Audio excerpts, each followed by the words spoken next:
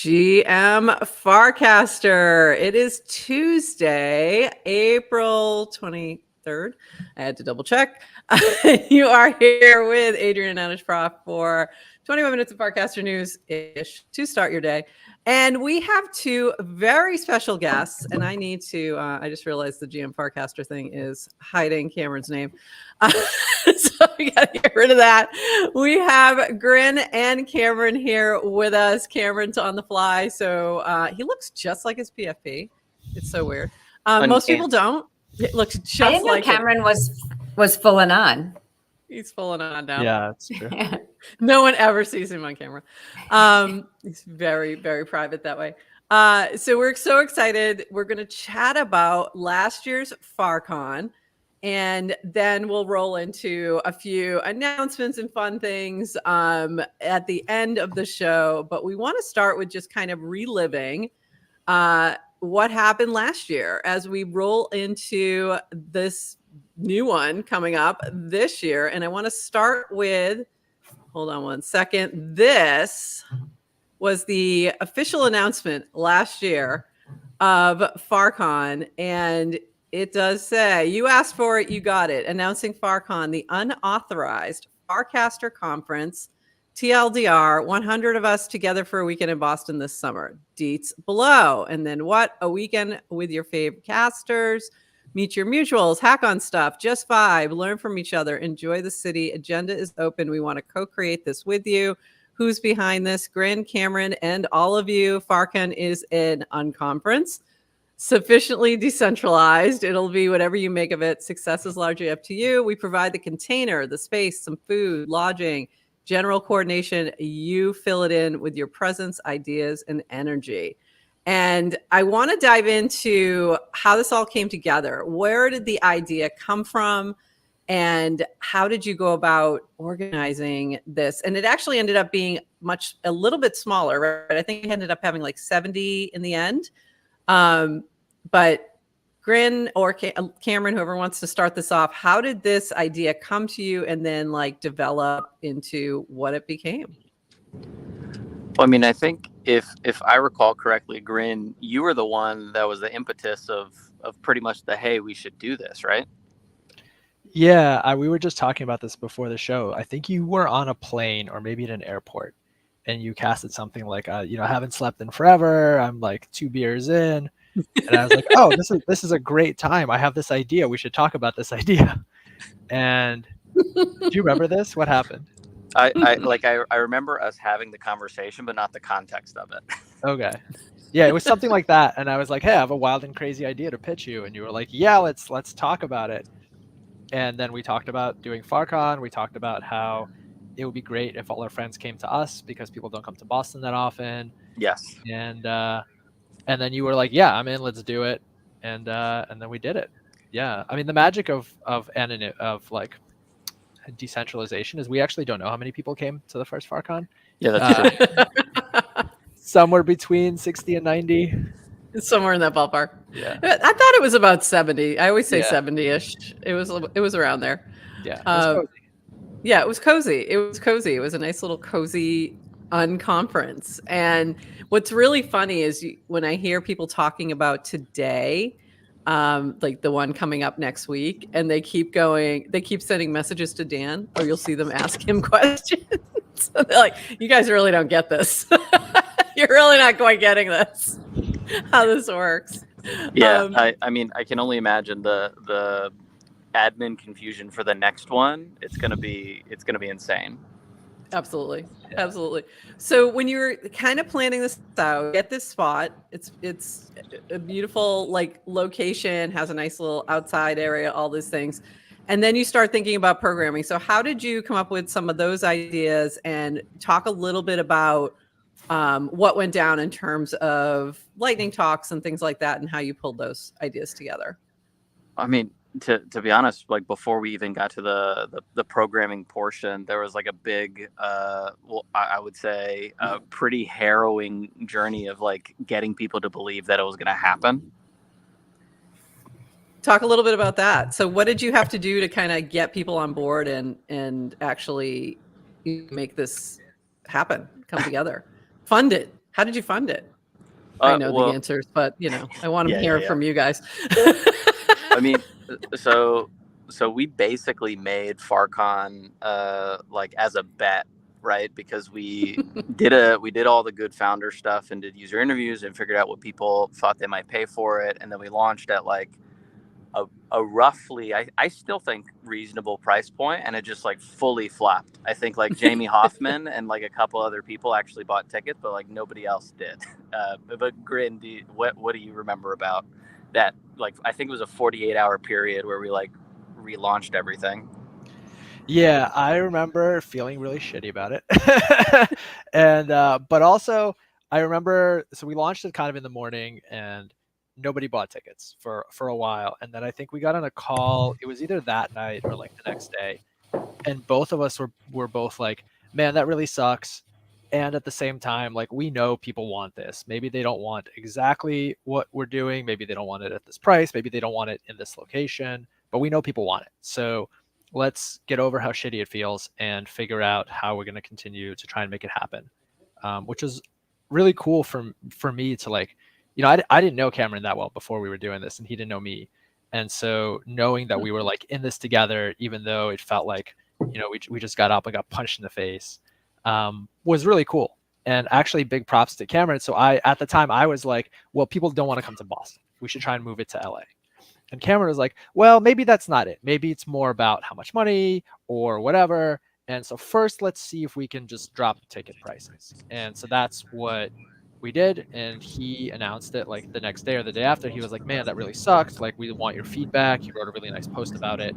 People gave us feedback, and we were like, all right, well, we'll just, we already put down a deposit on the place. We have to do it. So we're doing it. It's going to be $20. Like, who's in? And that's when people are like, all right, I'm out. Well, then you also get some people who are buying tickets even if they can't come because they want to support it. Like, even if they're like, I can't come to Boston at that time, but I want to support this, then they can at least like throw their hat in the ring, grab the NFT. That's the other thing. When did the NFT part of it, I think, help with that aspect where you had Oxen creating, other way, these kind of cool generative art pieces that I think were, some people just wanted it for that. And I think that made it a little easier too. Cameron, did you have that sense as well? Or like, so people wanting to support us actually kind of started screwing us in the beginning because we didn't really plan. Yeah. Well, we didn't like plan for that tier. So we only minted like I believe the 100 actual ticket NFTs themselves. And so, or we only had 100 available. And so Oxen had done all this work ahead of time, so huge shout out to him. But basically, once we saw that people wanted to support, even though they couldn't come, that was when we were like, oh shit, we probably should have a supporter, tier. And so like he took some of his some of the art that like he wanted to use for something, but not necessarily for the explicit tickets, and it was a perfect fit for that. And then you had Purple come in. I don't know when exactly that happened, with some support. And then that brought me in with BuilderDAO to give, a little bit of extra support there too. So it basically was a crowd-funded conference or unconference. Yeah. So that's pretty cool. Yeah, like once there was a little bit of momentum and people started minting tickets and being like, oh yeah, maybe I will come up to Boston, that was when it kind of like became clear to people that like, oh, this could be a thing that will happen. And then like it's kind of with all this kind of stuff, it's chicken or the egg. Like once it starts, people want to be part of like something that seems like it's going to win is kind of the energy that I took from it. Yeah, I think that's true. I'll always be grateful to the people who like helped get it started, right? Like you, like Johnny with Fabric, that was a big part of it. 100%. And like Jamie, right? Jamie minted the first ticket, and then like I don't even know if he came. Shout out Jamie. But I don't think he did he? I don't think Jamie. Yeah, he didn't come. Yeah, but you're right. He wanted to support us, and like the people who kind of get it started always have a special place in my heart. That's amazing. So let's move to the weekend itself. Let's talk about programming first. So you had a little different approach. It wasn't going to be your usual speakers and panels. Go ahead, Adrian. jump in. Yeah, I'm sorry. I just going back to the initial flop, and I think it's so funny to kind of go back because I remember being on the feed as it's happening, and what I find is somewhat interesting is kind of one, you put out and said who would potentially be interested, and you had like, this is classic stated preference versus revealed preference, because everyone's like, yeah, I'll go, and then the NFT comes out and then nothing. So here you guys are saying like failure. I just remember for me, I didn't buy it right away, but part of this is like, first thing, people don't know what they're signing up for. It doesn't mean I wouldn't have eventually done it, but I just loved, I was in awe of you guys just watching, like how fast you were like, okay, we failed, but we're picking back up. Literally, it was like 48 hours later, here's a new ticket, and how quick you were. Like, I don't know if you, looking back, I don't even know if you needed to have done that. It's possible it could have still rallied people at the higher price point. Maybe. But just how quick it was like, we're trying again. And then kind of the momentum to ride the momentum. And it was just such a cool thing to witness. I think that pivot is very entrepreneurial, right? It's an entrepreneurial kind of thing and you're both founders and have worked in that kind of space for a while. So I think that makes a lot of sense that you're going to do that. Okay, let's pivot this quick because we don't want to lose the momentum of all these people saying that they wanted to come. So it makes a lot of sense to me. But Grin, did you want to add to that? Speaking of early support, Adrian, I don't know when you reached out to us, but you were also like, hey, I want to help you guys with this. Like, what do you need? Do you need me to like show up? I can, I check in, I can hand out whatever, t-shirts. So I appreciate that. Also, it was not just the online, but the in-person. And there were other people I'm also definitely like. DeWoofy was part of it. Jack was part of it. People I'm forgetting. When did you reach out to us about that? Was it before tickets, after tickets? I think it was just I had reached out specifically about childcare. I think just kind of asking if there was a need for childcare, because I was going to be in Boston with my teenage kid. So I was like, I'm coming in for her anyway. She'll be around. What is she going to do while I'm hanging out with my internet friends? I'm like, maybe she can babysit. Hey, do you guys anyone need childcare? And then I think Cameron's like, you know what? We haven't really considered any of that. And then Cameron invited me into the little planning group chat.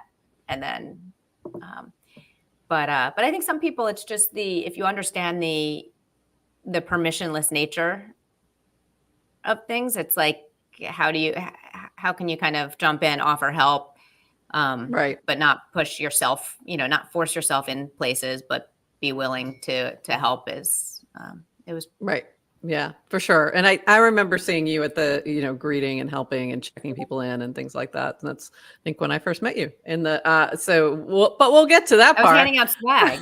You were handing out swag. So and I was bringing swag in, of course, because, that's what I do. Because that was part of what Builder funded as well, was some swag, some pins and bag, and we had noggles, the paper noggles. By the way, I have different noggles this year. Wait till you see those. I'll reveal those in just a moment.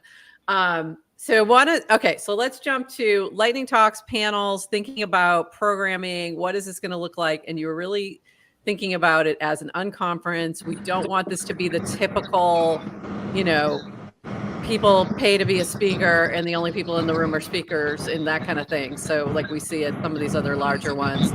So how did that, like when you were thinking about that, how did you come up with that plan of lightning talks and things like that?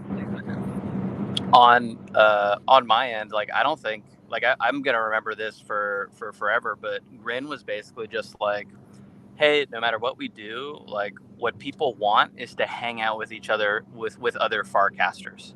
And if we get them in one spot and we give them kind of like the space to do interesting things, like it'll work out.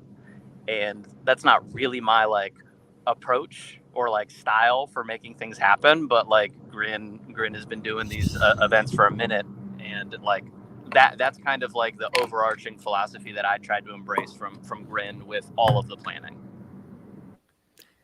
And Grin, I think you have a little bit more background too on that, with that URL to IRL approach of like getting people who've met on the internet together, and that, that's network state in a nutshell right there, of, bringing them to, the in-person or not, or at least mimicking it in some way if it's virtual. So that probably that makes sense how you would be thinking like that. Like, we just need to get these people in a room. And then how did we get to panel? Like, we did have one panel. I know that was me like saying, hey, can we do a panel on DAOs? And then you threw Johnny on it just for, shits and giggles, to make it spicy. We spiced up that panel very easily. Still waiting, Cameron, for that video anytime now. 11 months later. I know. I got to be honest. I've had a reminder every 2 weeks that I've snoozed for Love 2 it. weeks since last FarCon. It's only been 11 months. It's okay. And I knew that was going to happen. That's so funny. You knew coming on here that I was going to ask that question too. But I know that there was, I believe it was, was it Paragraph or no, it was Purple who sponsored a prop house for the lightning talks, if I'm correct here. And that was definitely a different approach to programming, because usually that's not the way these things come together. If you've ever done a conference before, a lot of times you're starting with speakers and you're thinking about keynotes and you're thinking about all these things. And that was definitely sort of flipped on its head, where really those who were attending or, supporting in terms of members of Purple were really making the choice on, this is what we want to hear. And people put it out like, here's my idea. Do you want to hear this?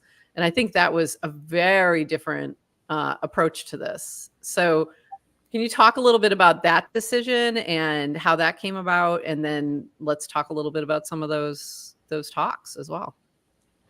Yeah. Well, you kind of read it, right? When you showed the initial series of casts, we said it there, right? We're doing the container. You guys are doing the talks and the events and whatever else happens inside. And yeah, well, I mean, like Cameron said, yeah. Did the prop house come from an idea from Purple, or was it one of you, or how did that come about? I think pretty much anything activation energy or coordination energy related was basically either from Grin or me, or from a person that we added to the group chat, which like eventually just kind of grew like delightfully pretty big. And I also think like the reason why I get why it's like not normal, but it made a lot of sense for Farcaster at the time, because it was a place where like there wasn't a ton of value capture yet. Like everybody that was in the feed was genuinely in the feed because they wanted to hang out with other casters. And so like, it's a lot easier to say, hey, like, what do y'all want to talk about? Who wants to talk about something? Especially along with like the essay contest with Seymour and whatever, like that worked better because there wasn't a big incentive for somebody to try to sell to a bunch of people on Farcaster, because there wasn't a bunch of people on Farcaster. That's right. Yeah. I mean, no it's one not was long selling after anything. yeah, no one was selling anything. I mean, and we're still like at that point, 4 or 5, maybe 6 months away from even the permissionless. And so at that point, when that token goes out, there's 938 active, right? That means you have 100 followers and you're casting at a regular basis. So, I mean, that's pretty hilarious. So you think about this is 10% of that group essentially coming together. So let's, can you talk a little bit more, Cameron, if you're able? I'm not sure when we're going to lose you here, but the Seymour essay contest and how that came about and what that was, so that people know what that was. Oh, we might have lost him. Oh, there he is. No, I'm here.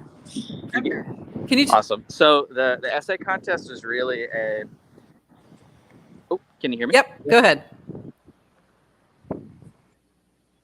The essay contest kind of came out of the iteration of what my startup was at that time, which was much more focused on trying to like help creators do more, create better work, do faster, like create faster. And that was all mostly oriented around writers. So like from a startup perspective, I was like, oh, this is a thing that I want to see more of anyway. And it kind of fits with what we're doing. And it was an excuse to kind of use to like leverage Purple for what it's like supposed to be for, which is supporting builders and creators on Farcaster. And FarCon was kind of like this right place, right time, right vessel to get those ideas out there, I think. And some of those essays are really amazing. So I know they live somewhere. We should probably recast that because I think some of them would resonate now. It'd be interesting to look back on those. Yeah, the page is still there on the Say More website. Most of the Say More website doesn't work anymore, but that page does. But I'll try to find that when I'm back at my machine, actually. Awesome. That would be great. I'd love to go revisit some of those.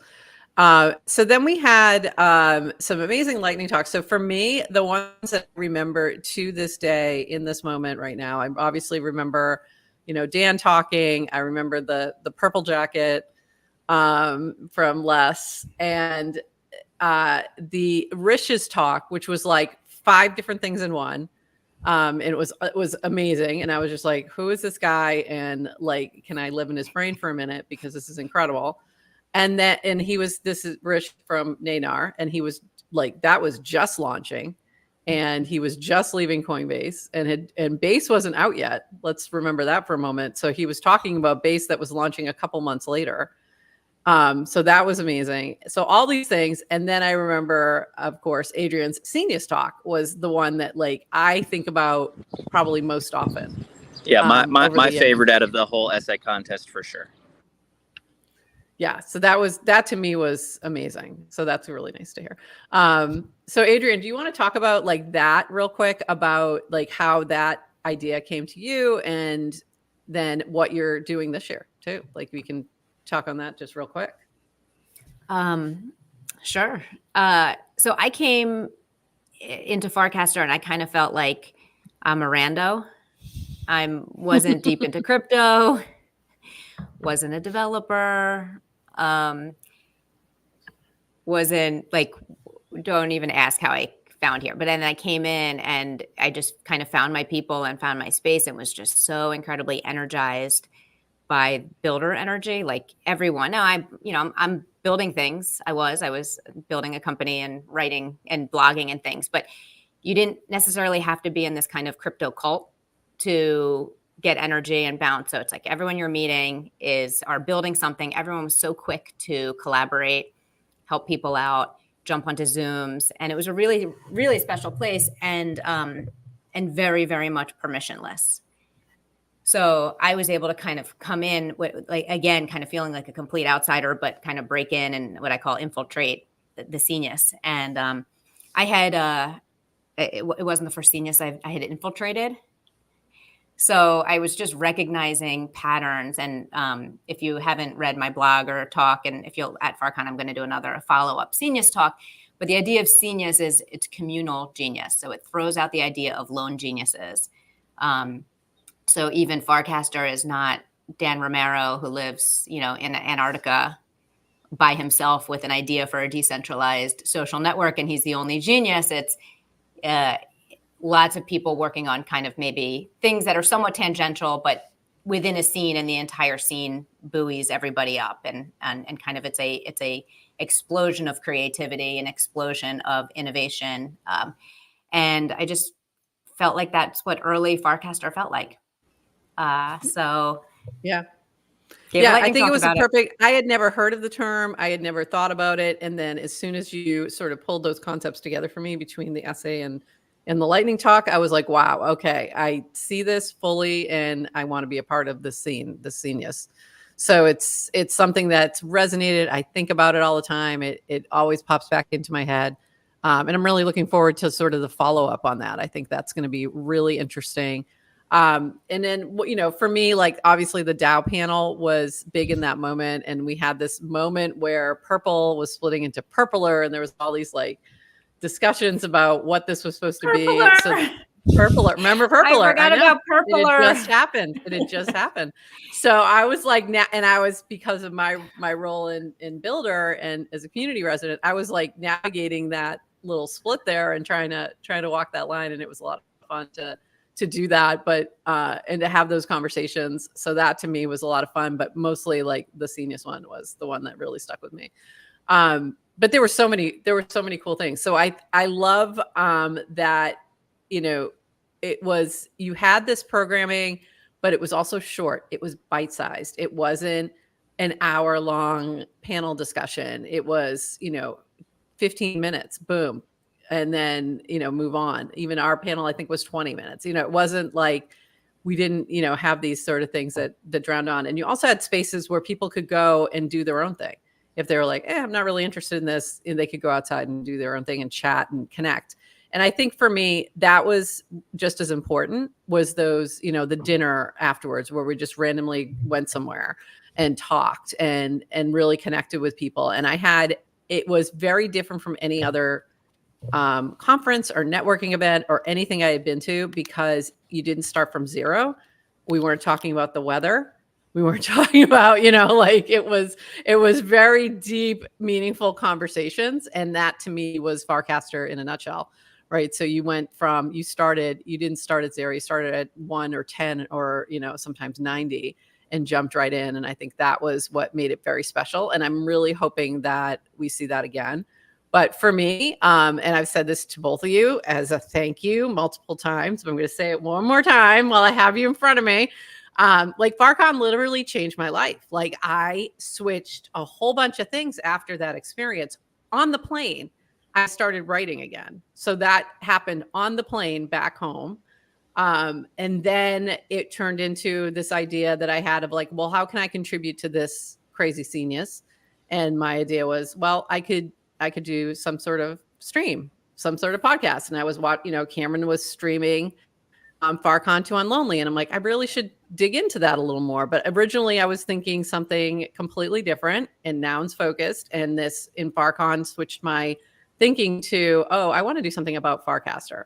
So, and I met Adrian at FarCon and spent some time with her and chatting with her. And I was like, okay. And Stephanie too. Stephanie Galazio was the other person we originally started this with. So it changed my whole thinking and it changed my focus. And now I'm going to be doing this full time. Like, I'm leaving my job. So that's in 11 months.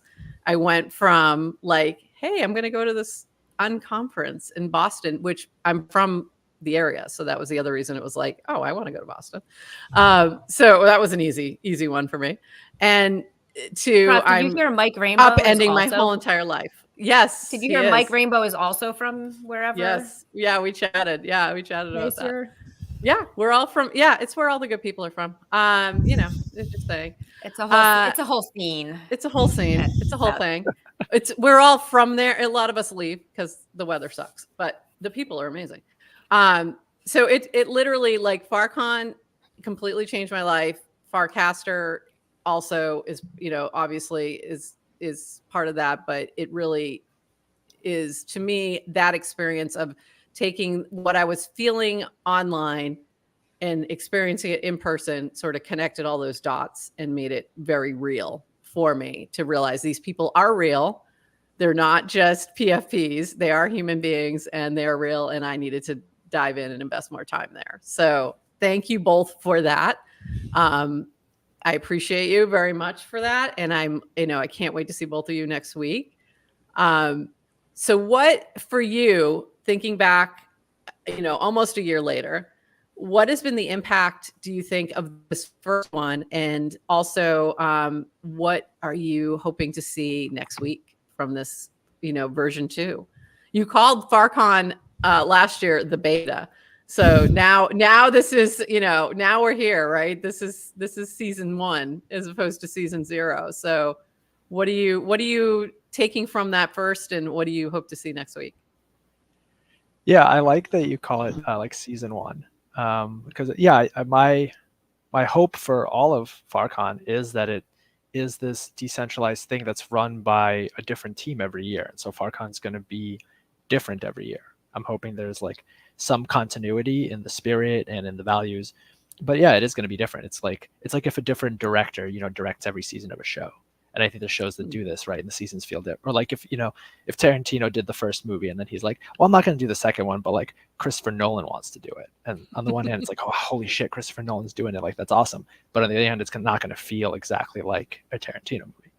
And I think that's cool. I think that keeps, new energy, new ideas going. Like, it's hard to kind of run the same thing with the same team for a long period of time. So yeah, Cameron and I have both been like pretty hands off this year. We've been like advising where they want us to, but we don't want to like push our ideas on Ted and McBain, and I think they've put in a ton of work. They've it's going to be way bigger than ours was. It's going to be the way that our FarCon captured that moment on Farcaster. I think their FarCon is aiming to capture this moment on Farcaster. So yeah, I don't know if we'll be able to get the same kind of cozy feeling that you were talking about at the first FarCon. If Cam and I were doing the one this year, we would have done it differently. But in many ways, it's great that we didn't do it because it would have been like some of the things that they're doing, we probably wouldn't even thought of doing. Yeah, I think Grin really nailed it in that life's about seasons. I think Farcaster is going through some interesting seasons that it's ultimately all really good, and I think this conference is actually a really good reflection of what we think the Farcaster protocol and the Warpcast client and all the other alt clients that are starting to proliferate out there.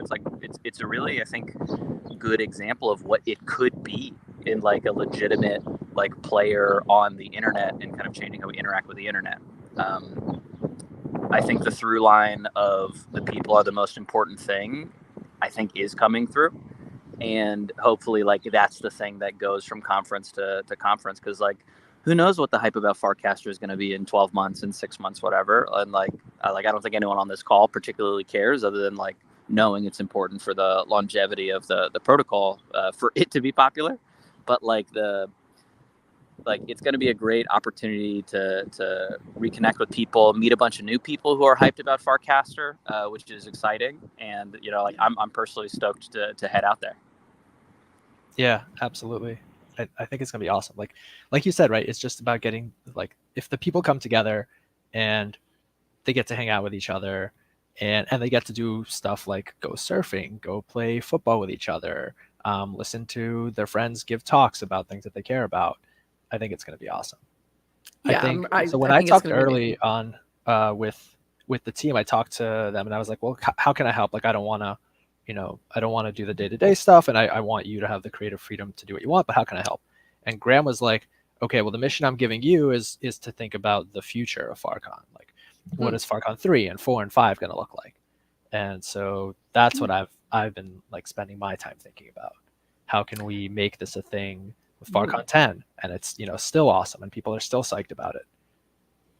That's really interesting. And I'd love to hear more what you're thinking, but also I kind of don't want to hear more what you're thinking. I want to be, there's a little part of me that wants to be surprised, you know what I mean? And just see how it plays out. And I also don't think I can think past next week right now because my brain is exploding for what I'm trying to do and all those things. So last year, Farcaster 100. Right, exactly. I'll be dead by then. Let's be honest. Come on, longevity, but come on. Our 100 GM. Yeah, your 100. GM Farcaster. Our 100. Yeah. GM Farcaster 100. Yes, I thought you meant FarCon 100. Yeah, you guys are on. This is episode 90 freaking 4. 94. Wow. 94. Yes, it's incredible. So last year, I obviously had the noggles, the paper noggles for everybody, and then I had these for you all, for the team. I had the red ones. So wait a minute, though, Grin. This year, I have these for everybody. I have purple noggles, sunglasses for everyone. So yeah, we stuffed it up. So I had these custom made. If you need a photo, for later. Oh yeah, we definitely need this. So I'm excited to get these to everybody. Because last year when I showed up with swag, that was the thing that everybody wanted, and I only had 10 of them. And I was like, nope, sorry, you can't have these. So this year I'm coming with enough for the whole class.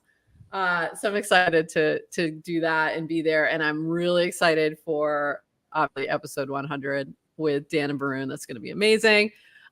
We do have a couple quick housekeeping things for this from Grin. This was hilarious, by the way, to be clear. So, all right. So there was a group chat with the summit passes, and then those were extended, and then people couldn't get in that group chat because you can only have one link, one NFT, token gating it. So Grin issued a new collection. So everyone can now join the existing FarCon GC. I made a single collection of all FarCon ticket holders to token gate against it. So then he had to clarify, to be clear, send every FarCon ticket holder a new NFT for the existing group chat that everyone's been joining. We needed this because GCs can only be gated with a single token, and FarCon has 3 different tokens for 3 different ticket types. But what was really funny was that like we're all like trying to rejoin the chat that we're already in. It was like chaos. I'm sorry. I could have made it clearer. So funny. And like they're you only have so much space. So yes, there's It's one true. GC that everyone's in, and now there's one token that hopefully gets you in. But even there, you have to go to OpenSea. You have to unhide it because OpenSea hides things that get airdropped, and because Warpcast looks at the OpenSea API, not the on-chain data. Come on, guys. I thought we were an on-chain kind of thing. Wait. I'm so glad you just said this, Grin, because that's why I love the show. I get so much smarter. For the life of me, I could never understand why someone says to me, go to OpenSea and unhide. I'm like, but it's an NFT and it's a decentralized data store. What does OpenSea have to do with anything? It's because OpenSea has APIs. And it's because of spam. Like people get airdrop shit all the time. And so actually this thing where if you didn't interact with it, it's not shown, actually makes a lot of sense for OpenSea. But then if you're using their API to check if they have the NFT and it's hidden and it says no, when really the answer is yes. Yeah, it's because of the way that Warpcast is doing the group chats. If you're token gating it, it's using OpenSea to do that. So that's why you don't always have to unhide, but in this case, you did. All right, that was really helpful because I'm looking on in my Rainbow wallet. That's what I tend to look at. Right. There was also a cast, and I don't know if you're planning on sharing this, about kind of like last chance to claim your ticket if you haven't yet, like a summit pass. So I checked my wallet last night, and guess who does not have a summit pass? How do you not? Me. Did you find it though? It's not showing up. I'm like, but I'm in the group. Like, Grin, you dropped me like the parent group chat. Like I know it's there. I remember doing it. Couldn't find it. Someone sent me the OpenSea collection. So that has 300 some people. I'm quickly scanning for my ENS name. Can't find it. I'm like, I guess I don't have a ticket. So then I know you do. So then I go to try to rebuy a ticket. Then I try to rebuy a ticket and I connected my wallet and it says you already have it. So it is in my wallet. It is not showing up it's not showing up in the collection. Eventually I literally got out of bed last night. I'm like, I don't want to miss FarCon. Go to my laptop to like pull up on my desktop for like a big view. Connected to OpenSea and it said, and I filtered the collection and it says you own one. It was just hiding. It was hiding. Where the F is it? Because it's not in my head. It's in there. It's in there. Anyway, that's so funny. They would have let you in. I hate you, blockchain. I hate being early. It's not worth it. It's not even that good. Okay. Great. That's great. I'm really glad we're doing a show that's all about on-chain media. Wake me up. I'm going to go freeze my body. Wake me up in 10 years. That's awesome. I'm done. That's so funny. Somebody help her, please. And speaking of, hey, Adrian, thank you. I did want to mention this. This is Adrian. I'm working on my lightning talk for FarCon and crowdsourcing some material. If you are building a Farcaster client, Farcaster themed podcaster newsletter, Farcaster token, Farcaster tool, can you reply or DM with the name of what you're building, an image, logo, and the category? So please definitely drop that here so that she can compile that information. And that's going to be super useful. So I'm glad to see you. And there's going to be a 6th slide. I'm just saying. I saw that. I see that. I see that. Look at that. There we go. I'm a big fan of those guys. So yeah, you've really gotten into Hire. That's been like very interesting. Yeah. Changed your PFP to Optimist, I noticed. Yeah, I've been playing around with changing my PFP. Like I used to be like, oh, it's just a wizard. I'll have the wizard everywhere. But yeah, I like Hire. There's actually a lot of overlap with like the Hire vibe and the cabin vibe. So I've really been enjoying what they're doing. So I'm like, yeah, fuck it, I'll play around. And do you want to talk a little bit about the Pioneer brunch that you're hosting? You're hosting a little lunch I am. on Friday. Yeah, Friday. What's that all about? FarCon. It's like an hour. Oh, sorry, not an hour. It's like a mile from the main venue. It's more in Santa Monica. Actually, if you go on Google Maps, it's the place where Vault 33 from Fallout is supposed to be. That's so crazy. But it's a lunch for people who are interested in building new institutions in society, whether it's like things like FarCon or network states, or network states have like now kind of swallowed the vibe from DAOs a few years ago, or like all the social DAOs, right? They're kind of like now in the network states. And yeah, just a way for us to get together, to get to know each other a little better, to have some food, which would be good, and to hang out, spend some time, talk about how we're going to build the future. Amazing. And I'm hoping to get there. I am scheduled to get there, but we had one other thing pop up, but we're going to try and make both things happen. And Adrian's, we're dividing and conquering. She'll definitely be there. So I do want to mention this too. I mentioned this before at the beginning. GM Farcaster Happy Hour at FarCon is happening. Very excited. So if you have a WoW or Mole, if you're a WoW or Mole subscriber, you can go register for this. There is a RSVP frame in the next cast below this one. We'll have this in the show notes, and excited to see everyone. I'm just so excited. I'm so excited to thank our supporters too. We have some gifts. We have some things. Of course, I have gifts. I have these for everybody, and then I have special things for Mole and Hypersub. So you'll see. But I'm very excited for next week. We're gonna wrap there. Thank you so much, Grin, for popping in. I'm super excited to see you next week. I'm so grateful you and Cameron sort of went on this journey of starting the first one, and excited for the second one, and then the next 100 of them, I guess we're going. So, like I said, I don't think I'll make it to FarCon 100, but we'll see. It depends on how quick we decide to ramp those up. But I'm excited. I'm definitely excited for I guess I'm calling this season 1. I think last was season 0. It was the pilot. It was the pilot episode. And now we're in season 1, and we'll see how this all goes. Oh, look at that. This? I do have that. Somewhere. It's right in this drawer right here. I keep it. So this is the challenge coin from FarCon 1, and it does say FarCon the beta. The beta. Yeah. The beta. I've been thinking of making some of these for this year too. You should. Not challenge coins, more like I have these chips I got from that are like basically a wallet. And so you can do this online offline thing. It can't be metal like those challenge coins. It has to be either clay or epoxy or something. I've been talking to Max Jackson about doing a version for this year, but we haven't gotten around to doing it, and time's running out. So we'll see. You've got a week. I just love how much. Yeah, I just also love how much is still being planned and conceptualized for next week. Everyone is, everyone's right, because we're all so busy, and this is like we need the deadline. We need the deadline to really push it. I think that's what happens. It was the same last year. Everybody was like at the last minute. People are launching features. People were like, "Oh my god, everyone is doing stuff. Like, what am I going to contribute?" And I love that feeling. It's one of my favorite parts of these events. Yeah. And I mean, I have like a list of things that I'm trying to pull together before FarCon that we can announce certain things at our 100th episode. So it's like, there's a lot to do. There's a lot to do in this next week, and I have to grade all my papers. So there's that. So really excited. I can't wait to see you next week.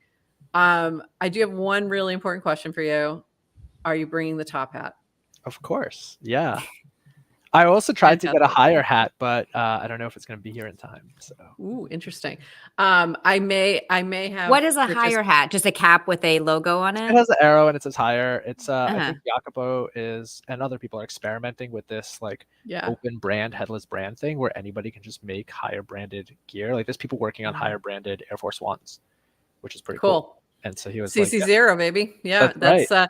You got to remember who's behind hire. It all makes sense. You got to remember who those folks are. I know them well. They're from the. There may be some higher tattoo. I know them well. Maybe some higher tattooing. Adrian, are we doing it at FarCon? Are you getting the tattoo? Are you going to get a tattoo? No. We'll see. If it looks good, if they make it look good, I already got one. You break the seal, then you can just get 1 million. I don't know, Adrian. I don't know if I see this on you. We'll see. It's not happening. I am No? definitely, little I'm up definitely getting a tattoo. I'm not getting higher, but I'm definitely getting a tattoo. So I'm excited, and we're going to call it there. And by the way, I may or may not have purchased some top hats, Adrian, by the way. Various kinds. I did buy, Yasik mentioned he wanted one. I love that one. It's a crazy. So I may have purchased him a couple of top hats options, and I may have purchased us a couple of top hat options. Maybe we'll reveal. Maybe I might do a little sneak peek on Thursday. So Thursday we are going to be back tomorrow, 8:30 a.m. for our regular show with all the regular news. There wasn't much happening today, so I didn't bother. We're just throwing it all tomorrow, and then FarCon's more important. And then Thursday, we're on with the team for this year's FarCon. So we've got Ted McBain, heavyweight. I think Dill Stack is going to be with us too, talking about FarHack. So that is Thursday at 11:30 a.m., 8:30 Pacific time, because we had to accommodate the West Coast LA team. And then we'll be back Friday as well for our 8:30 a.m. Eastern. So thank you, Grin. Anything else you want to mention before we call it today? Or Adrian, anything I forgot? I would say that like having been in the Telegram chat, watching the team for this year work, they've put in so much work, and so if you see them, you should thank them. You'll don't get to see, just get to see the end result, and it's going to be amazing, but you don't get to see like all of the hustle that went into it. So thank you. It's so much work. It's so much work. And it's funny because I remember last year you and Cameron looking at me and like, maybe you should do it next year. Like, I used to be an event planner and I've done conferences before, and I'm like, I don't think so, because I knew how much work goes into it. So yes, I've been continuously saying thank you to that team all the time, but definitely I'll be buying them some drinks as well. So very excited. Adrian, anything before we wrap? Just Grin, thank you. And Cameron, I'm sorry we lost you with lack of battery. But yeah, we knew we were going to lose you. But just thank you to both of you for the genesis and it was such a good. I enjoyed hanging out today. It's just fascinating to me because I remember where we were a year ago.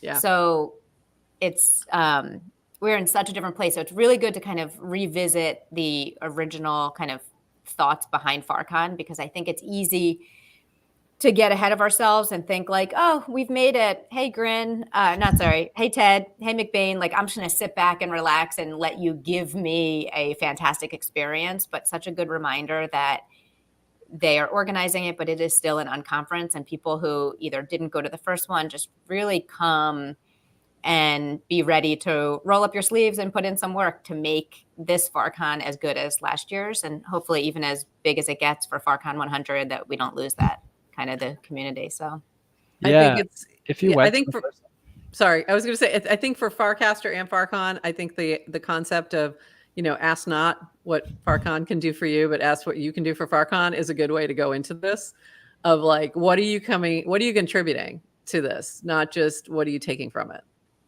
And you'll get more out of it. Yeah, 100%. You'll have more fun. Yeah. So yeah, if you were at the first one, bring some of that spirit with you, and to show the new people how it's done. Amazing.